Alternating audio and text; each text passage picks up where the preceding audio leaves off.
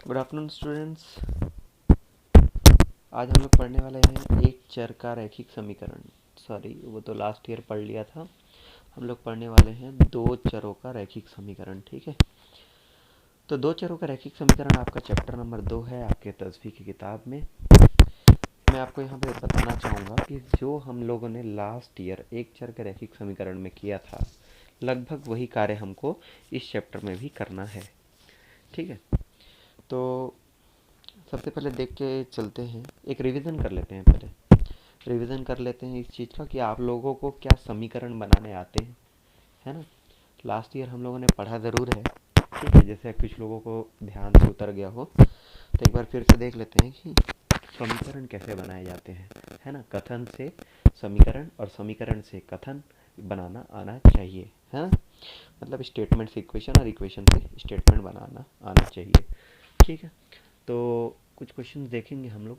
सबसे पहले चैप्टर का नाम लिख देते हैं, linear equation in two variable. हम लोग ये पढ़ने वाले हैं, लेकिन ये पढ़ने से पहले मैं आप लोगों को रिवीजन करवाऊंगा linear equation in one variable का। ठीक है, ओके। सबसे पहले क्वेश्चन पढ़ता हूँ। दो अंकों वाली संख्या के अंकों का योग 8 है। दो अंकों वाली किसी संख्या का के दोनों अंकों का योग 8 है। अंकों को परस्पर क्रम बदलने पर प्राप्त संख्या दी गई संख्या से 18 अधिक है। वह संख्या ज्ञात कीजिए। क्या बोल रहा है? सबसे पहले बोल रहा है कि दो अंकों वाली एक संख्या है। आप जानते हैं दो अंकों वाली संख्या, मान लीजिए ये एक दो अंकों वाली संख्या बनेगी, पहला अंक और ये दूसरा अंक, इकाई दहाई। ठीक है, दो अंकों वाली एक संख्या है जिसके दोनों संख्याओं का योग कितना है? 8 है। इसका मतलब क्या होता है? अगर आप मान लें कि आपकी इकाई संख्या x है तो दहाई क्या हो जाएगा? दहाई क्या हो जाएगा? 8 माइनस एक्स, है ना। अगर आपका इकाई x है तो दहाई क्या हो जाएगा? 8 माइनस एक्स हो जाएगा। ये कैसे होगा? आपको बताया गया कि दोनों संख्याओं का योग कितना है? 8 है। तो ये आपकी इकाई, ये दहाई, तो अगर दहाई देते हैं तो क्या आ जाएगा? 8 माइनस एक्स। तो इस प्रकार से ये बस उदाहरण के लिए समझाया था मैंने आपको कि हाँ समझना कैसे है। ठीक है, इसको मिटा देते हैं। तो आपकी ये इकाई हो गई, ये दहाई हो गई। अब क्या कह रहा है? दो अंकों वाली एक संख्या में इकाई और दहाई अंकों का योग कितना है? 8 है।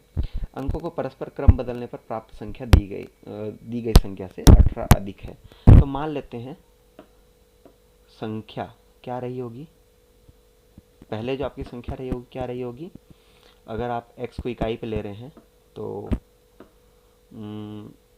x गुणा 1, क्योंकि ये इकाई स्थान पे है, प्लस 8 माइनस एक्स गुणा 10, क्योंकि ये दहाई स्थान पे। ये आपकी संख्या रही होगी परस्पर बदलने से पहले। बदलने के बाद क्या हो जाएगा? परस्पर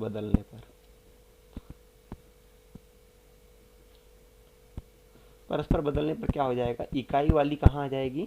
दहाई पे, मतलब x इधर आ जाएगा, और दहाई वाली कहाँ जाएगी? इकाई पे, मतलब 8 माइनस एक्स इधर आ जाएगा।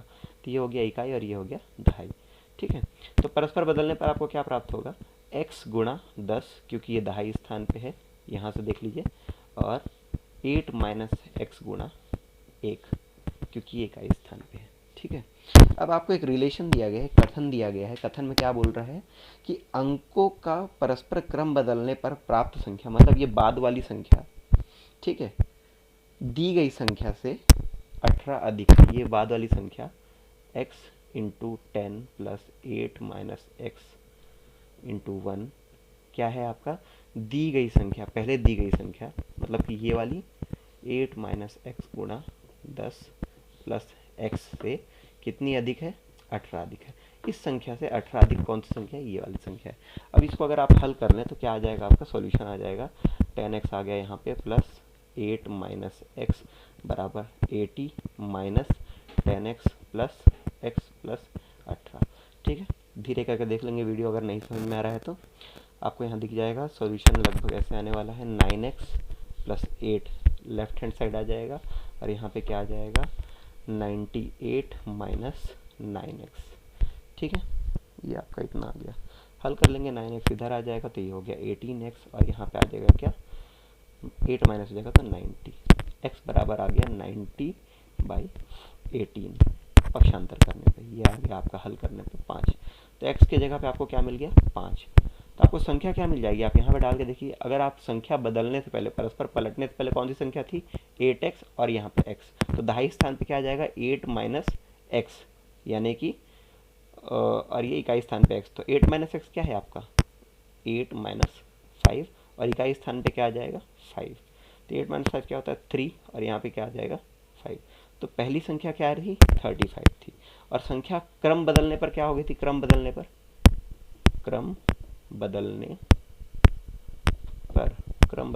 क्या हो गया था, x हो गया था दहाई स्थान पे, मतलब 5 आ जाएगा, वहाँ 5 आ जाएगा, और इकाई स्थान पे क्या आ जाएगा 8 माइनस एक्स, यानी कि 8 माइनस 5, यानी कि आ गया 3।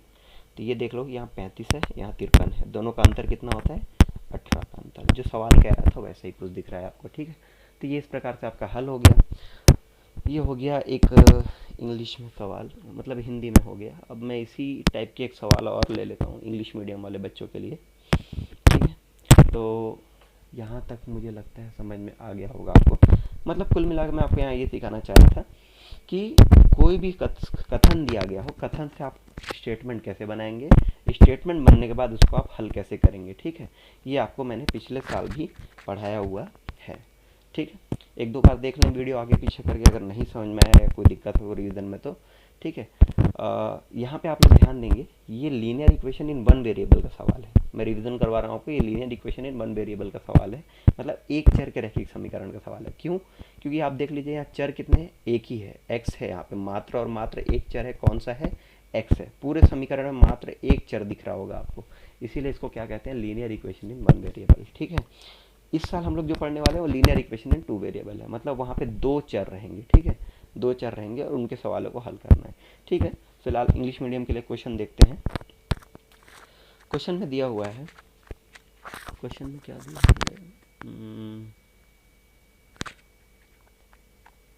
बता रहा हूँ। The digits of a 2 digit number differ by 3, क्या बोल रहा है, the digits of a 2 digit number differ by 3 if digits are interchanged and the resulting number is added to the original number we get 121, find the original number, ठीक है। जैसा कि आप लोग स्क्रीन पे सवाल को देख पा रहे होंगे, मैंने पढ़ के भी आपको बता दिया है, ठीक है। तो ऐसे करते हैं, इसको हल करके देखेंगे। जैसा कि सवाल कह रहा है the digits of a 2 digit number, तो 2 डिजिट नंबर एक और है अपने पास, जो पिछले सवाल की तरह 2 डिजिट नंबर है, इकाई होगी दहाई होगी। The digits of a 2 digit number are interchange, इन दोनों के बीच का क्या है डिफरेंस दिया हुआ है। डिफरेंस क्या दिया है 3, मतलब इकाई स्थान पे जो संख्या है और जो दहाई स्थान पे संख्या है, दोनों का डिफरेंस कितना है 3 अंकों का है। जैसे 5 और 8 मान लो, या 7 और 4 मान लो, इस टाइप से, है ना। तो हमको नहीं पता इकाई पे क्या है दहाई पे क्या है, हल करना चालू करते हैं। The digits of 2 digit number differ by 3, सो अगर आप इसको मान लो कि ये आपका क्या है x है, तो दूसरी संख्या दहाई पे क्या हो जाएगी x माइनस 3, क्योंकि दोनों में कितने का अंतर है 3 का अंतर है, ठीक है। तो हम लोग मान लेते हैं ये आपकी वो संख्या है x माइनस 3 दहाई पे और x क्या आ गया इकाई पे, सॉरी इंग्लिश मीडियम के लिए था। तो वंस प्लेस पे आपको x आ जाएगा और टेंथ प्लेस पे क्या आ जाएगा x माइनस 3 आ जाएगा, ठीक है। इसको हल करना चालू करते हैं। अब आपको क्या बोल रहा है सवाल में, if the digits are interchange and the resulting number is added to the original number, अगर आप डिजिट्स को इंटरचेंज करो तो यूनिट प्लेस वाला टेंथ प्लेस पे आ जाएगा, टेंथ प्लेस वाला यूनिट प्लेस पे आ जाएगा। तो डिजिट इंटरचेंज करने के बाद क्या हो जाएगा आपका x आ जाएगा टेंथ पे और x माइनस 3 आ जाएगा वंस पे, ठीक है। तो ये आपका इंटरचेंज करने से पहले का है, ये इंटरचेंज करने के बाद का है, ठीक है। अब यहाँ पे क्या बोल रहा है, अगर इन दोनों संख्याओं को ऐड कर दिया जाए, अगर आप इन दोनों संख्याओं को ऐड कर दें तो क्या हो जाएगा 121 के बराबर आएगा, 121 के बराबर आएगा। तो चलिए देख लेते हैं। फर्स्ट नंबर क्या होगा, इसको आप एक्सपेंडेड फॉर्म में लिखेंगे x into 1 based on place value, ठीक है, x इंटू 1 और x minus 3 into 10, ones place पे 10 प्लेस पे। इसको सॉल्व करने पे क्या मिलेगा 10x माइनस 30 प्लस x। वैसे ही सेकेंड नंबर क्या हो जाएगा आपका x into 10 plus x minus 3 into 1। इसको भी सॉल्व कर लेंगे तो 10x प्लस x माइनस 3 इस टाइप से आ जाएगा। ये संख्या मतलब ये डिजिट इंटरचेंज से पहले, ये डिजिट इंटरचेंज के बाद। अब इन दोनों के बीच का रिलेशन क्या दिया हुआ है, आपको बोल रहा है कि इंटरचेंज करने के बाद जो डिजिट आया उसको और ओरिजिनल नंबर को अगर आप जोड़ दें, मतलब फर्स्ट नंबर और सेकंड नंबर को आप जोड़ दें तो क्या आ जाएगा आपका 121 के बराबर आ जाएगा। तो इसको सॉल्यूशन देखते हैं। 10x माइनस 30 प्लस x, ये आपका फर्स्ट नंबर है। और वैसे ही दूसरा नंबर क्या है, 10x plus x minus 3, 10x plus x minus 3 बराबर कितना आ रहा है 121। यही आपका सवाल बोल रहा है, यही क्वेश्चन में बोल रहा है कि ओरिजिनल नंबर में और इंटरचेंज करने के बाद वाले नंबर को ऐड करेंगे तो क्या आएगा, एडिशन 121 के बराबर आएगा। ठीक है, तो चलिए सॉल्व कर लेते हैं इसको। ब्रैकेट ओपन करेंगे, 10x प्लस x मतलब कि यहाँ कितना हो जाएगा 11x minus 30 plus 11x minus 3 बराबर 121।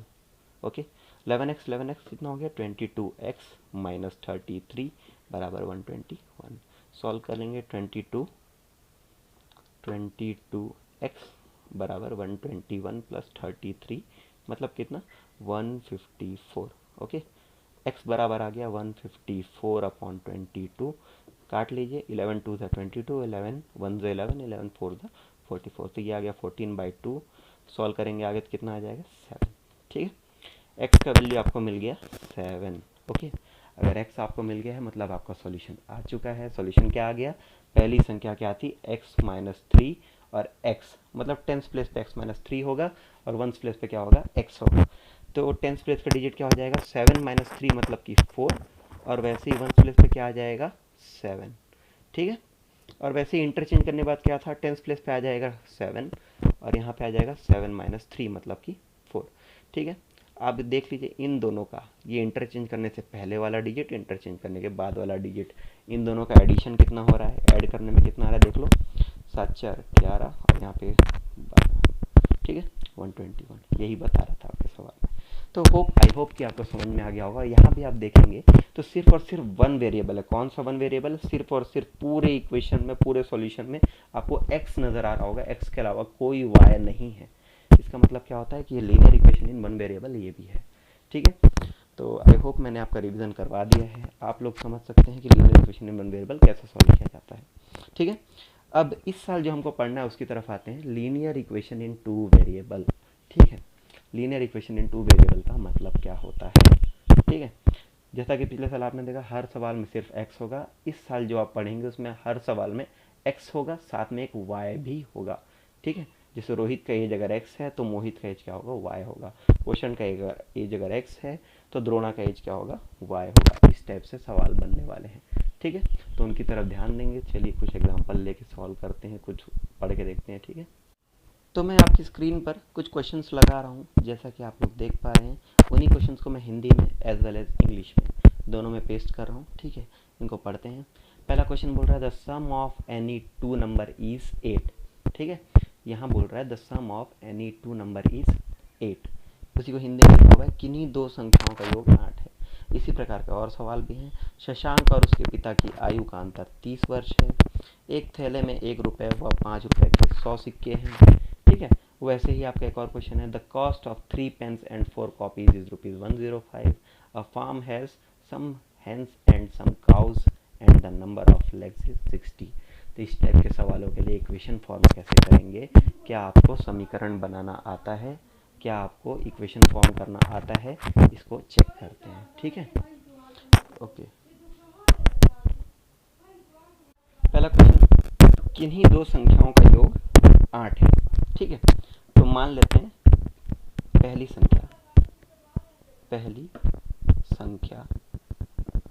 संख्या क्या हो जाएगी आपकी x। उसी प्रकार से दूसरी संख्या क्या है y है, नहीं पता y है। ठीक है, पहली संख्या x है, दूसरी संख्या y है, और इस इक्वेशन क्या स्टेटमेंट क्या कह रहा है, किन्हीं दो संख्याओं का योग क्या है 8 है। ठीक है, तो पहली संख्या और दूसरी संख्या का योग कितना है 8 है, इसलिए x प्लस वाई बराबर 8 होगा। ठीक है, ये हो गया आपका इक्वेशन फॉर्मेशन। ठीक है, ये आपने समीकरण को बना लिया है। आप देख सकते हैं यहाँ दो टाइप के चर है, सॉरी थोड़ा इंटरफेरेंस है, ठीक है। चलिए नेक्स्ट क्वेश्चन की तरफ जाते हैं। ऐसे ही एक और क्वेश्चन दिया हुआ है, the difference in ages of Shashank and his father is 30 year. लिख देता हूँ आपके लिए, the difference in ages of Shashank and his father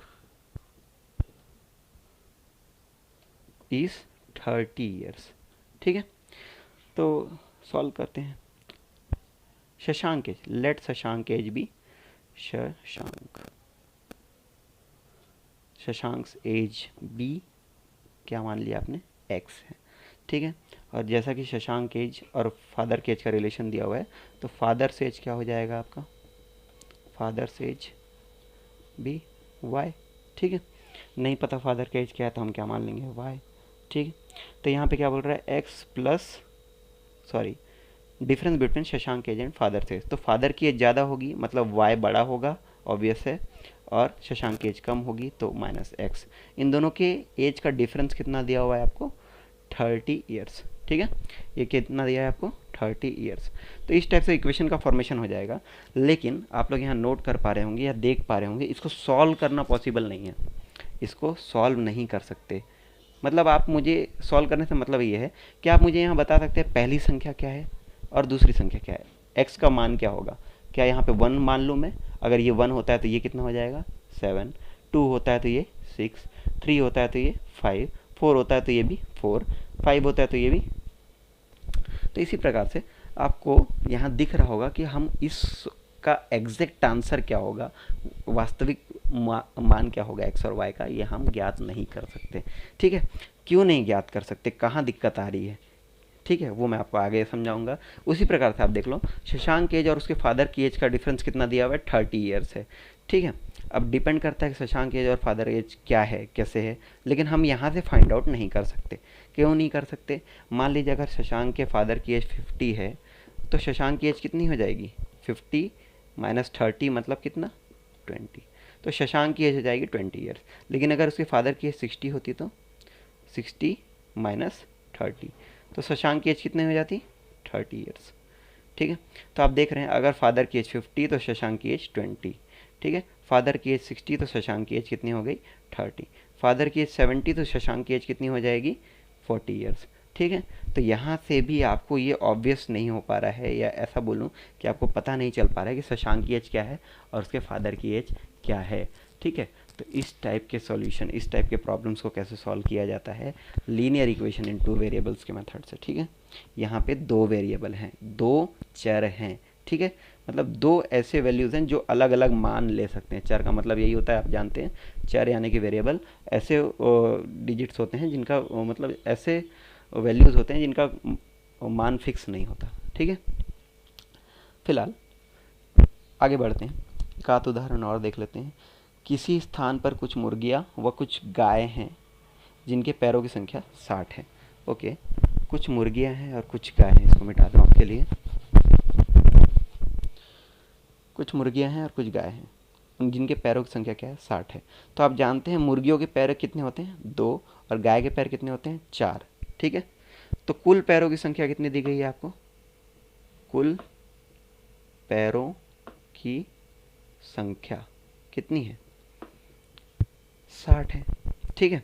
अब मुर्गी के पैर कितने होते हैं, 2, लेकिन मुर्गियाँ कितनी हैं पता नहीं, तो मुर्गियों को आप x मान लो। वैसे ही गाय के पैर कितने होते हैं, 4, ठीक है। गाय के पैर कितने होते हैं, 4, लेकिन गाय कितनी है पता नहीं, तो इसको y मान लो। तो इसको मिला के कितना आ गया, 60। तो 2x प्लस 4y बराबर 60। यहाँ से भी आपको पता नहीं चल पाएगा कि मुर्गियाँ कितनी हैं और गाय कितने हैं। क्यों, इसको और सिंप्लीफाई कर लो, x प्लस 2y बराबर 30। कैसे हुआ, 2 हर जगह हम लोगों ने डिवाइड कर दिया है, ठीक है। तो x प्लस 2y बराबर 30 आपका यहाँ पे आ रहा है, ठीक है। अब आप देख लो, अगर आप y का मान 10 रखते हो, मतलब आप मान लो कि 10 गायें हैं, 10 गायें हैं, तो क्या हो जाएगा, 10 दूना 20, 20 घटा दोगे तो कितना आ जाएगा, 10 मुर्गियाँ आ जाएंगी। लेकिन अगर इसकी जगह गाय 12 हो जाए तो 12 दूनी 24, तो मुर्गियाँ कितनी हो जाएंगी, 6 हो जाएंगी, ठीक है। तो यहाँ से भी आपको ऑब्वियस नहीं हो पा रहा है, आपको पता नहीं चल पा रहा है कि कितनी मुर्गियाँ हैं और कितने गाय हैं। ठीक है। अब मैं मान के चलता हूँ कि आपको समीकरण बना पाना है ना, इक्वेशन फॉर्म कर पाना आ रहा होगा, लेकिन इनको सॉल्व ऐसे नहीं किया जा सकता। या इसमें क्या प्रॉब्लम है मैं आपको बता दूँ। इसमें प्रॉब्लम ये है कि यहाँ पे दो अननोन है, यानी कि दो अज्ञात है। आप देख पा रहे होगे एक्स और वाई दोनों ही अज्ञात हैं। ठीक है। एक्स का अलग मान हो सकता है, वाई का अलग मान हो सकता है। ठीक है। तो यहाँ प्रॉब्लम यही आ रही है कि यहाँ दो अननोन है, लेकिन आपके पास इक्वेशन कितना है, एक है। ठीक है। यहाँ पे दो अननोन है, इक्वेशन एक ही है, यहाँ भी दो अननोन है, इक्वेशन एक ही है। तो ऐसी स्थिति में आप मान नहीं निकाल सकते, आपको वास्तविक मान क्या है, उसका एग्जैक्ट वैल्यू क्या है, आपको नहीं पता चलेगा। इसके लिए हमको क्या करना होगा, इसके लिए हमको एक रूल है वो समझना होगा। रूल क्या कहता है, मैंने आपको बताया भी होगा। अगर अननोन एक है तो एक इक्वेशन से आप उस अननोन को सॉल्व कर सकते हो। ठीक है। अगर एक अज्ञात है, एक चर है, तो एक समीकरण पर्याप्त है उस चर का मान ज्ञात करने के लिए। ठीक है। लेकिन अगर दो चर हैं तो दो चर का मान ज्ञात करने के लिए न्यूनतम दो समीकरण चाहिए। ठीक है। दो वेरिएबल्स का वैल्यू फाइंड आउट करने के लिए आपको मिनिमम नंबर ऑफ इक्वेशन कितने चाहिए, 2 इक्वेशंस चाहिए। ठीक है। तो वैसे ही अगर आप आगे बढ़ें तो अगर आपके पास तीन अननोन है एक्स वाई और मान लो एक और जेड भी है साथ में, तो आपको एक्स वाई और जेड का एग्जैक्ट वैल्यू फाइंड आउट करने के लिए कितने इक्वेशन चाहिए, आपको 3 इक्वेशंस चाहिए। ठीक है। ओके। तो अब हम लोग आगे बढ़ते हैं, कुछ सवाल देखेंगे। ठीक है। क्वेश्चन है, हिरण और सारस के पैरों की संख्या 180 है, यानी कि number of legs of crane and deer was 180। ठीक है। ये क्वेश्चन दिया हुआ है, इसके लिए आपको इक्वेशन बनाना पड़ेगा सबसे पहले। ठीक है। इक्वेशन बनाकर देखते हैं। चलिए, आप जानते हैं हिरण के पैर कितने होते हैं और सारस के पैर कितने होते हैं। हिरण के पैर कितने होते हैं, number of legs of dear कितना होता है, 4 होते हैं। ठीक है। और वैसे ही नंबर ऑफ लेग्स ऑफ सारस यानी कि क्रेन। ठीक है। सारस के पैरों की संख्या कितनी होती है, 2 होती है ना। अभी आपको बताया हुआ है कि टोटल नंबर ऑफ लेग्स कितने हैं, 180। ठीक है। कुल पैरों की संख्या, कुल पैरों की संख्या कितनी दी गई है, 180। ठीक है। तो अब मान लेते हैं let number of deer be कितना, x। ओके। वैसे ही कुल सारस की संख्या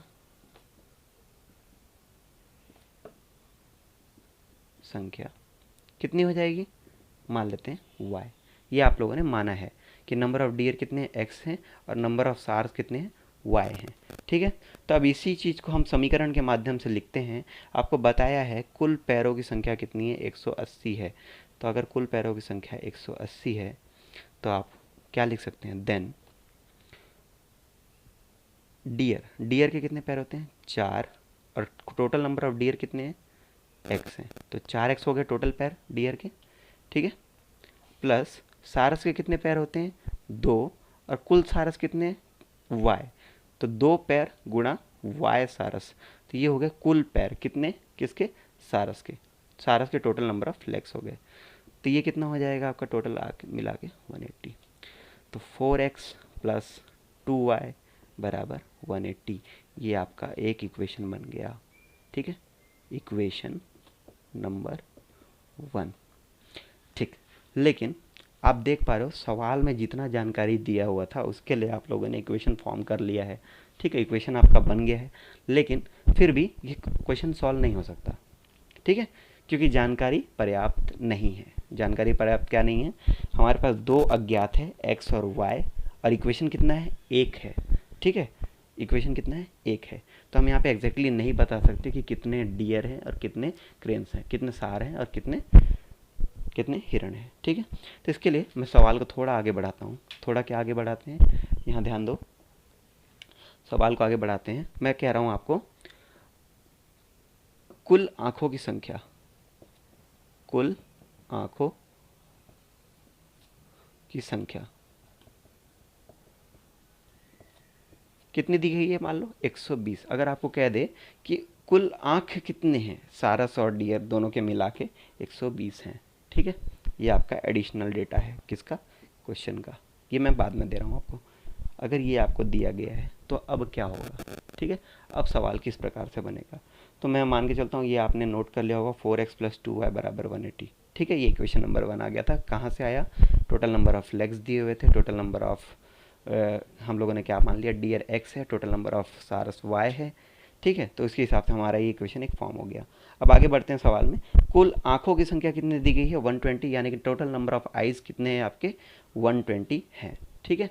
तो इसके बाद आगे सॉल्व करेंगे। कुल आंखों की संख्या 120 है, टोटल नंबर ऑफ आइज़ कितने हैं, 120 हैं। अब आप बताइए मुझे, क्या हिरण की कितनी आंखें होती हैं, 2। सारस की कितनी आंखें होती हैं, 2।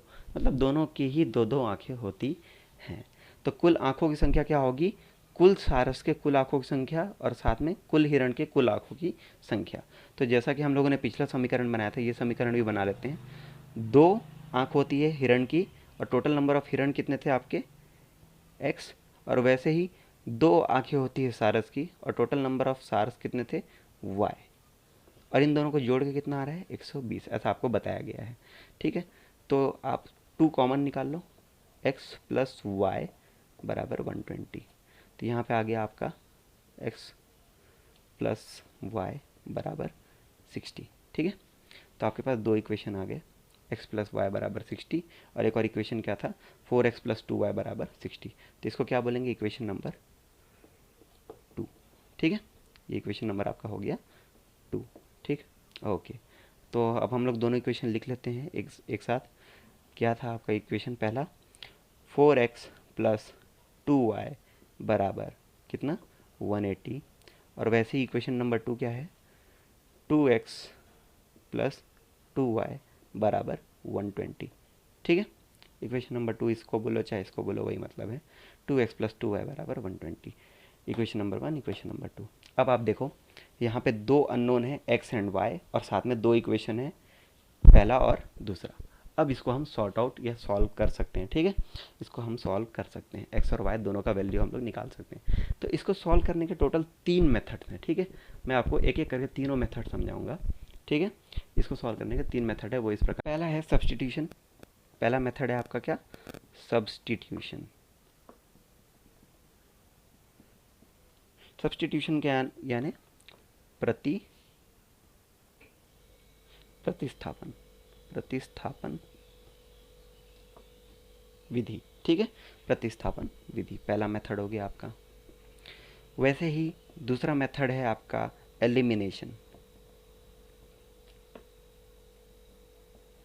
एलिमिनेशन यानी कि विलोपन विधि।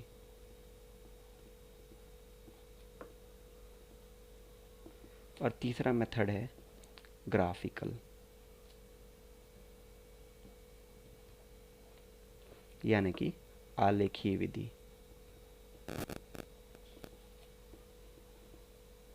ठीक है, आलेखीय विधि। तो ये आपके 3 टाइप के मेथड हो गए, पहला सब्स्टिट्यूशन, दूसरा एलिमिनेशन और तीसरा ग्राफिकल, ठीक है। प्रतिस्थापना, विलोपन और आलेखीय विधि। यहाँ पे आपके बुक में सबसे पहले आपको आलेखीय विधि पढ़ाया गया है, ठीक है। लेकिन मैं चाहूँगा कि सबसे पहले आपको मैं क्या बताऊँ, प्रतिस्थापन विधि, फिर विलोपन विधि और उसके बाद आलेखीय विधि, ठीक है। इस उदाहरण में, ताकि आपको याद आ जाए जो पिछले साल आप लोगों ने किया होगा, मेरे द्वारा पढ़ाया भी गया है आपको। प्रतिस्थापन विलोपन भी मैंने आपको पहले बताया हुआ है, सब्स्टिट्यूशन एंड एलिमिनेशन मेथड मैंने आपको बताया है। तो पहले उसको देख लेते हैं, उससे आपको क्या सॉल्यूशन समझ में आ जाएगा। फिर सॉल्यूशन को ग्राफ से कैसे अचीव कर रहे हैं वो मैं बताऊंगा आपको, ठीक है। तो ग्राफ से कैसे सॉल्यूशन आ रहा है, क्यों आ रहा है, वो मैं आपको इसके बाद बताऊंगा, सब्स्टिट्यूशन और एलिमिनेशन पढ़ाने के बाद, ठीक है। तो एक एक करके दोनों मेथड देखते हैं। सब्स्टिट्यूशन मेथड में सबसे पहले इक्वेशन नंबर 1 को पहले लिख लेते हैं, 4x + 2y = 180। 4x + 2y = 180, okay. इसको अब देखो, यहाँ पे आप 4x को पक्षांतर कर लो, ट्रांसफ़र कर रहे हैं उस तरफ, ठीक है, राइट हैंड साइड। तो 2y = 180 - 4x, ठीक है। इसको इक्वेशन नंबर हम लोग क्या मान लेते हैं, 3। ये क्या हो गया आपका इक्वेशन नंबर 3। नाउ यानी कि अब क्या करेंगे, 2x + 2y = 120। कहाँ से, समीकरण 2 से, इक्वेशन नंबर 2 से। यहाँ देख लो 2x प्लस 2y बराबर 120। तो इक्वेशन नंबर 2 से आप क्या लिख सकते हैं, 2x प्लस 2y बराबर 120। अब क्या करेंगे, put equation 3 in above equation. ठीक है, मतलब उपरोक्त समीकरण में हम लोग क्या करेंगे, समीकरण नंबर 3 से मान डालेंगे। ठीक है, किसका मान डालेंगे, 2y का मान रखेंगे। तो यहाँ पे देखो 2x प्लस 2y बराबर 120 था। ठीक है, 2x प्लस 2y बराबर 120 था, मैं ऊपर मिटा के लिख रहा हूँ। ठीक है, ध्यान देंगे।